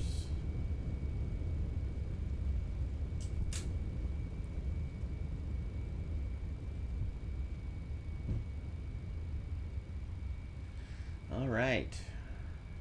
Well, there you have it, folks. We made it to San Diego with a goofy autopilot, but the FMS did a nice job. Seemed to do a pretty good job. The autopilot, once it actually did engage, did a nice job. So, look, it's a point A to B airplane still. I love that they have the new variants out. And let's get to the gate, and we can debrief a little bit.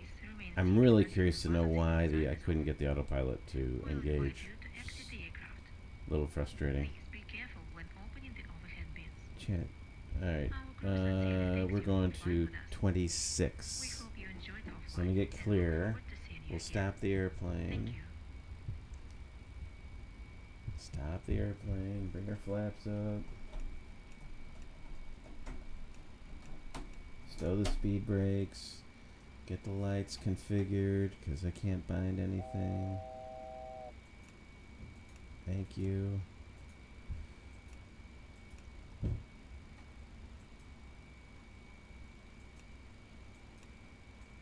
Start the APU. Get our logo off.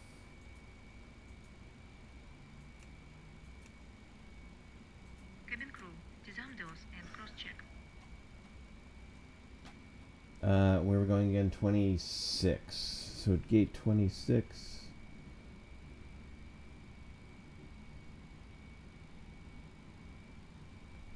Is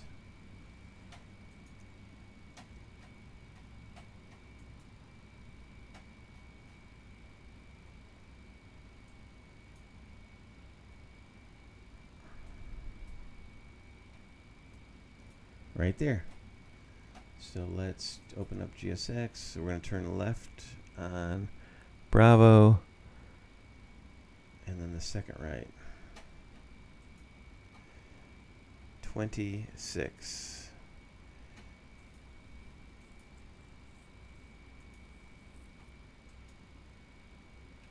Nope. We don't have America West, so we'll do that.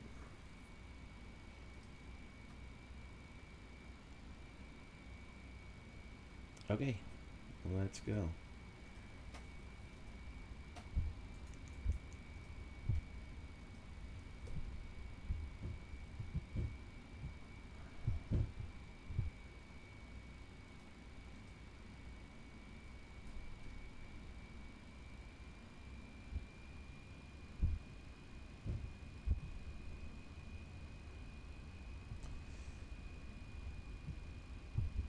All right, gate 26. Bring the map up again. Come across on Echo.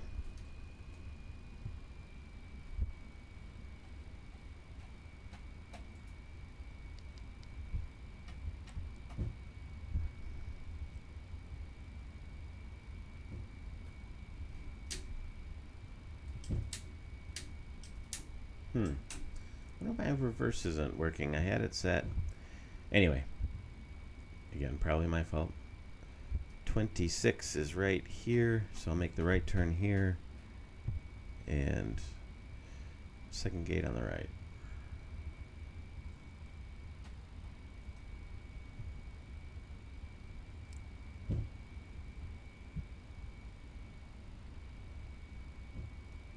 should see some vehicles hanging out around it. There's the first one. I'm going to go ahead and get the taxi light off.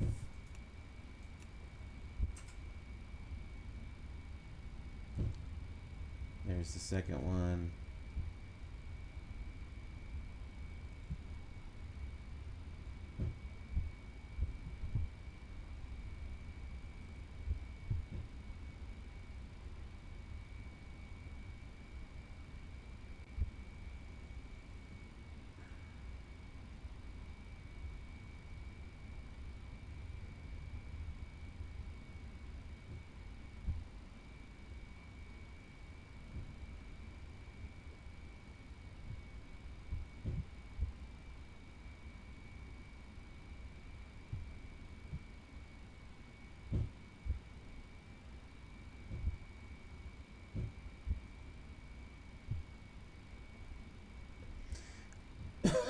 Excuse me. All right, we'll pull in the gate here. Get it stopped. Set the brake.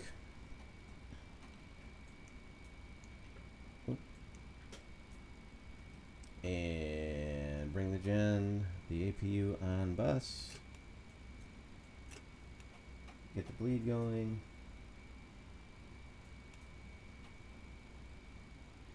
Open it. Close the right. Run the left. And then we'll shut her down.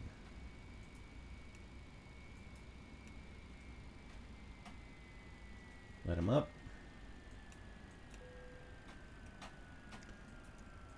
We'll go to GSX. We'll start request deboarding. The boarding requested. Thank you. Oh, gates here work. Nice. Let's open the cabin door. And okay, so let's talk about it. I think that there have been numerous improvements made to the CSS 737. Love the fact that we have the new variants out. This happens to be the 300, as you know, and if you're just tuning in now to see the conclusion, right, we now have the 3, the 5, and the 400. I gotta open some doors here because GSX does not talk to it. Ground ops, doors, L1, cargo forward, cargo aft. Let's put in the chocks. Once the chocks are in, I should be able to add the GPU if I want to. Passengers There it deborted is, GPU. So listen, I think that they've made some really good improvements. The FMS was much more reliable. I had lots of trouble engaging the autopilot even when the plane was trimmed up and ready to go, so I'm not sure why it was not allowing me to do so. And then it wouldn't let me disengage the autopilot via normal means, through the instinctive disconnect button on the yoke, or the disconnect bar. I had to press control wheel steering to stop the autopilot disengage alarm, which is a little weird. Again, maybe it was in some state that was accurate, but it's not something I've experienced in any other type of aircraft, including other transport category aircraft. So I don't know if something was wonky going on with the autopilot.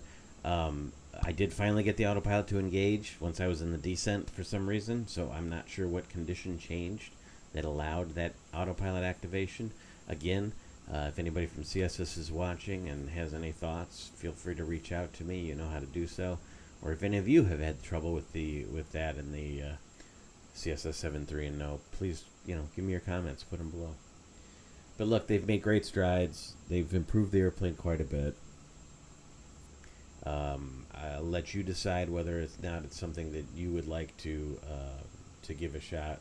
But if you are, look, if you really want a classic 737, try it out. That's the nice thing about the subscription model, is that you can try it out for a short period of time and decide for yourself if it's something you wanna pursue. But again, I've seen some improvements. I can't wait for version 2.0, which hopefully isn't too far down the road. The cargo variants should be coming. If you're into that, so onward and upward. You know, they're improving the product, and I cannot fault them at all for that. They're very committed to this airplane, and I believe it will continue to get better, and I look forward to it. So there you have it, Cactus 180, Phoenix to San Diego, and the CSS 737-300.